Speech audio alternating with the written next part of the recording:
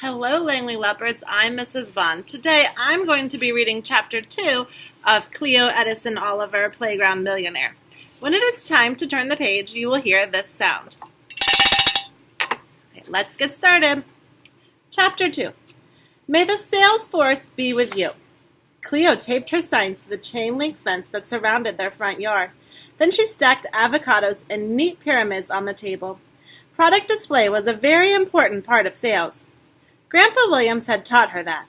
He'd owned his own market until the grocery giant Winco opened nearby. She pulled out the cutting board and knife she borrowed when Mom had left the kitchen to help Julian find something in the boys' bedroom. Grandpa Williams said samples were a must in any quality produce department. Customers deserve no less. Plus, they increase sales. She was all set to sell when Julian and Barkley appeared. Her brother wore his fluorescent green Star Wars t-shirt with his orange, brown, and turquoise plaid shorts. To top it off, he'd chosen his purple and gold Lakers knee socks, each blazoned with a picture of Basketball Hall of Famer Magic Johnson going to the hoop. The outfits were hideous, but noticeable. With those clothes and a sign, he'd get everyone's attention. "May the sales force be with you," she said, cracking up at her own joke and making Jay giggle.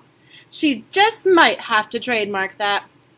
She set her brother on the corner with the sign, "Save our dog, buy avocados," and told him to dance.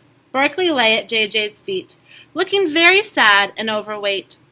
People walking by with their dogs, people out jogging, even a few people in cars stopped to ask how buying avocados could save their dog. And then they bought avocados. Sometimes one, sometimes 3 or 4. Miss Jean from next door tried to trade eggs from her backyard chickens, but Cleo held out for cash. She couldn't bake eggs. Not to mention, what would Horizon Home, the shelter for homeless moms and their kids that she gave her 10% to, do with a bit of egg?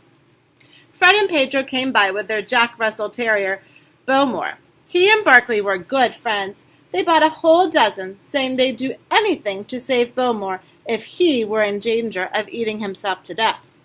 Cleo was at the avocado trees, replenishing her stock, when JJ started dancing and flinging the sign around again. "Hi, Grandpa Williams," he yelled. "Want to buy something?"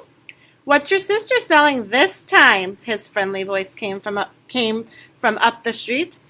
"Cleo's awesome avocados," Cleo shouted, rushing back to the table. "Best in all of Adelina Heights." The elderly man ambled down the sidewalk, leaning on his redwood walking stick with the dog's head handle. "Good morning, Grandpa Williams," Cleo called, waving and smiling. He wasn't their actual grandpa. They just called him that. She'd been at the Williamsons' house the day before getting her braids redone for the first day of school. Mom hired their granddaughter, Tasha, to do Cleo's hair and sometimes to babysit. Mom had learned a lot of things about African American hair, but doing tiny cornrow braids wasn't one of them. Her and Cleo's relationship couldn't handle tiny cornrow braids. "How are my grandkids this fine Labor Day morning?" Mr. Williams asked. "Great!" Cleo picked up a bag of avocados and held it open for him to see. "Normally, I'd sell these for $4, but for you, I'll make it 3. Since you're part of my loyal customers program." He peered into the bag. "Am I now?" "You bought from all my businesses." "Absolutely, although we turned the page. "Absolutely, although I still don't know how you convinced me I needed 7 pairs of rainbow-striped toe socks, 1 for every day of the week, or the dog leash decorative decals, since I don't own a dog. You can decorate other things with them, but I sure love my knitted coasters. Use them all the time. They were supposed to be Barbie rugs, but see, you found a perfect way to use those." He threw back his head and laughed. "You got it right there, little sister. I sure did." Cleo held up a slice of avocado. "Sample?" She grinned. His eyes gleamed. "My apprentice has learned well." He took a bite. "That's some fine fruit." He slipped his hand into his jacket pocket and pulled out 3 shiny dollar coins, the gold kind that Cleo loved. He gave one to Julian and one to Cleo. "This one is for Brother Joshua," he said, placing his last coin in her hand. She wanted to say that as president of the company, she made the financial decisions, but she couldn't talk back to Grandpa Williams.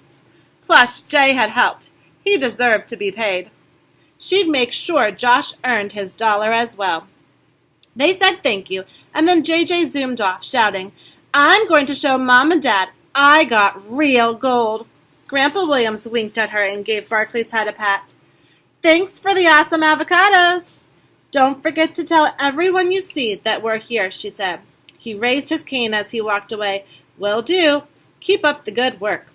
Cleo was at the table counting her money when Josh came around the corner with his bin of dino formers. His L.A. Dodgers cap snugged his curly hair as usual. The hat, a gift from his and JJ's first mom, Melanie, never left his head when he was outdoors. 28, 29, Cleo counted. Josh's eyes got huge when he saw her pile of dollar bills. "Whoa, you made all that money?" "Uh-huh, and there's plenty more where this came from." She motioned to the trees in their yard. At least another $30 hung on the branches. Barkley hobbled over. Cleo kissed the top of the dog's head. "Thanks for getting fat, Barks. I might never have realized what a gold mine I was sitting on." She held up an avocado. Green gold. Josh set down his toy bin. Barkley stuck his nose into it and sniffed around. "No, Barkley." Josh pushed the dog's head away. Cleo finished counting the dollar bills. All 33 of them. This was the quickest and easiest money she'd ever made from a business. She'd sold plant bulbs. Mom hadn't been too happy when she'd found out Cleo had dug them up from her flower beds. Hand-drawn tattoos, God's eyes, and rides on her slip-and-slide, plus products from a catalog, like tins of popcorn and the toe socks, decorative decals, which could be used for dog leashes or other things, and Barbie rugs. But nothing had come close to generating this kind of dough. She couldn't believe this amazing business opportunity had been right in front of her face this whole time, and she'd missed it. Avocados just seemed so, well, avocado-y. Bland and unexciting, and not a very attractive color of green. But people wanted them. "Speaking of gold, help me sell and I'll give you this dollar." She held up the coin from Grandpa Williams. He held out his hand. "That's mine already," JJ told me. Her shoulders drooped. "Okay." She dropped the coin into his palm, then perked up again. "Help me sell and I'll give you 25 cents a bag." She was feeling generous. And she didn't want to be alone. "That's not very much." Josh crossed his arms and narrowed his eyes. "I've already sold 10 bags. 10 more and you'll have $2.50. $3.50 with Grandpa Williams's money to put toward that Nerf gun." "What do I have to do?" "Here." She held out the Save Our Dog Buy Avocado sign. "Just dance around on the corner like the pizza sign guy on Lake Avenue." The pizza sign guy was a real professional. He could do 2 complete spins while his sign was up in the air. "No way! Too embarrassing!" She shrugged. "Fine by me." A silver SUV chugged up the street. Cleo ran to the curb, waving the sign. "Best avocados in all of Aldina Heights." "Cheaper than the store? Great guacamole." The SUV drove past without slowing. Oh well, she'd get the next one. She turned back to the table. Josh held up Mom's knife by its handle. "Mom doesn't let you use this knife." It was true. The fancy Global Chef knife Mom had bought from the infomercial was off limits. "How do you know?" "Because I heard her tell you you couldn't."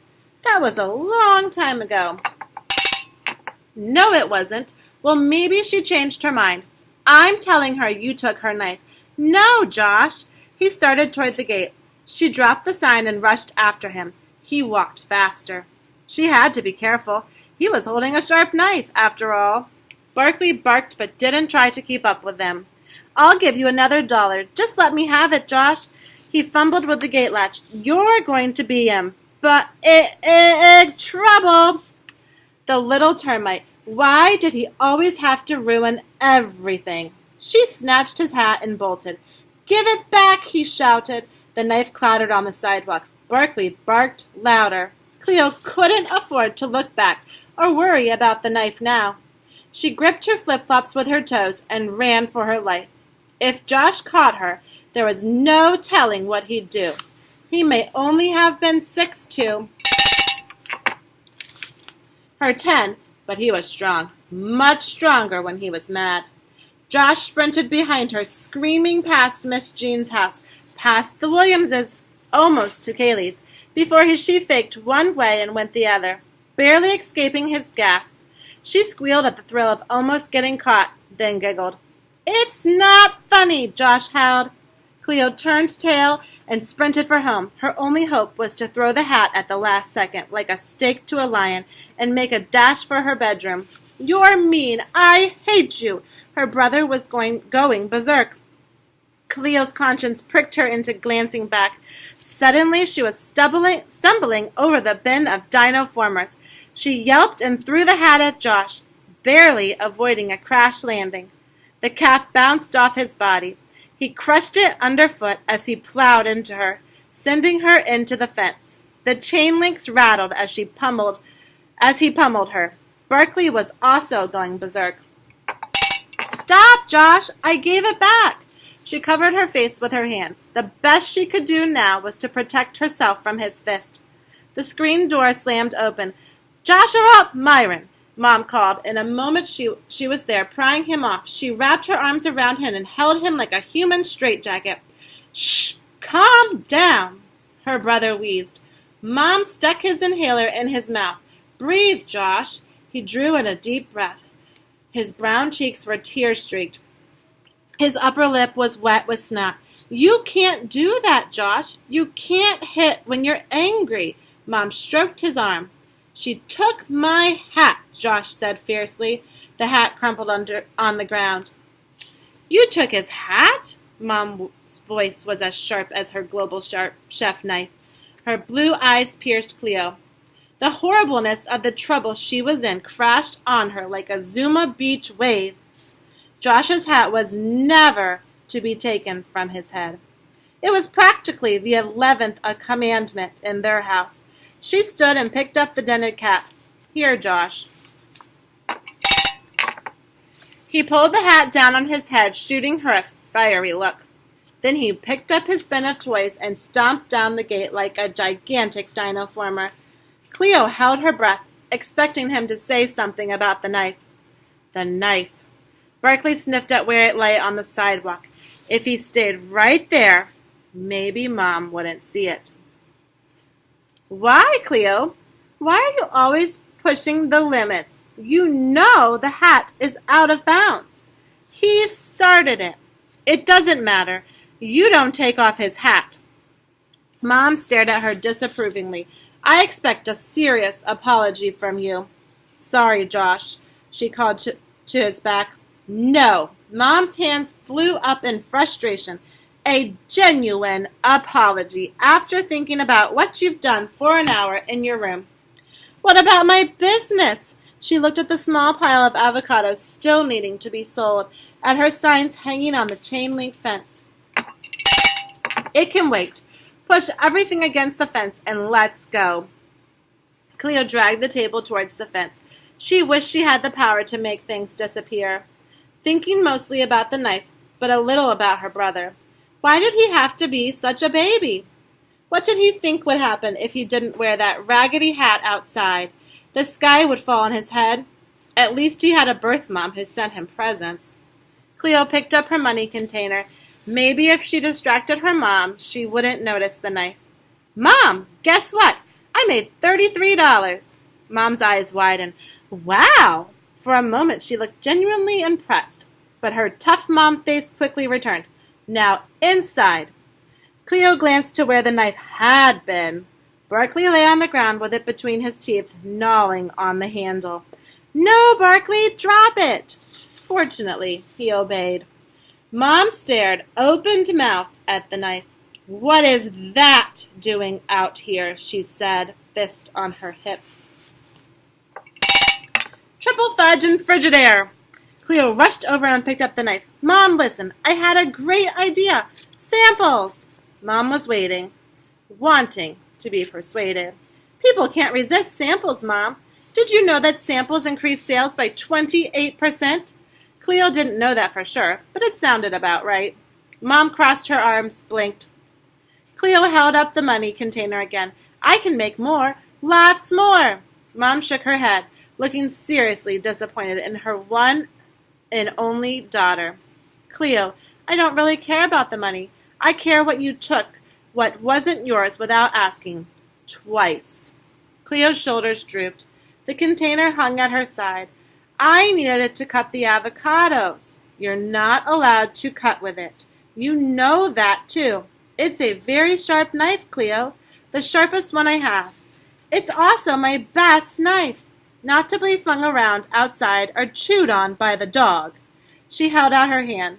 Cleo gave her the knife.